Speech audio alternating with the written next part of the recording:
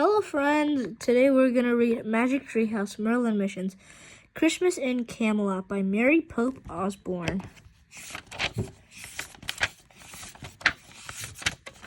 Chapter 1, A Royal Invitation.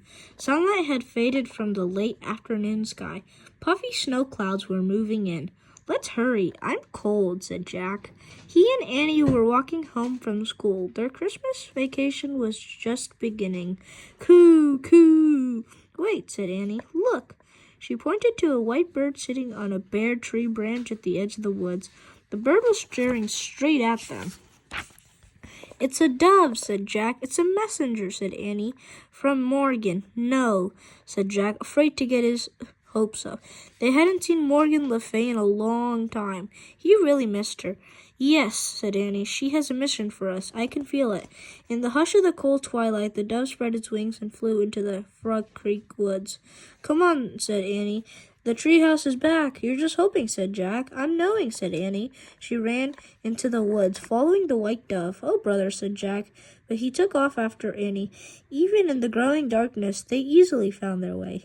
They zigzagged between the bare trees and ran over the frozen ground until they came to the tallest oak in the woods. "See," said Annie, pointing to the top of the tree. "Yes," whispered Jack.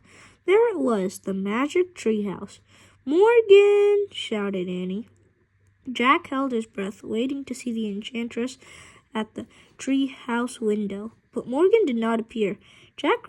Annie grabbed the rope ladder and started up. Jack followed. When they climbed inside the treehouse, Jack saw something lying on the floor. It was a scroll rolled up and tied with a red velvet ribbon. Jack picked up the scroll and unrolled it. The thick yellow paper shimmered with large gold writing. "Wow, Morgan really sent us a fancy note," said Annie. "It's an invitation," said Jack. "Listen.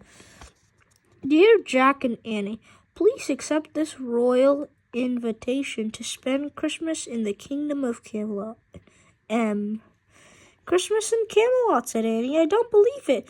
"Cool," whispered Jack. He pictured a beautiful glowing castle lit with candles and filled with knights and ladies feasting and singing. "We're going to celebrate Christmas with Morgan and King Arthur," said Annie, "and Queen Guinevere."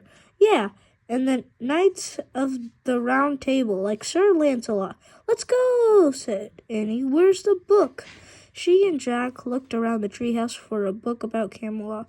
The only book they saw was a Pennsylvania book that always brought them home. "That's strange," said Jack. "Morgan didn't send a book about Camelot with the royal invitation. How does she expect us to get there?" "I don't know," said Annie. "Maybe she forgot." Jack picked up the invitation. He read it again. He turned it over, hoping to find more information. The back of the scroll was blank.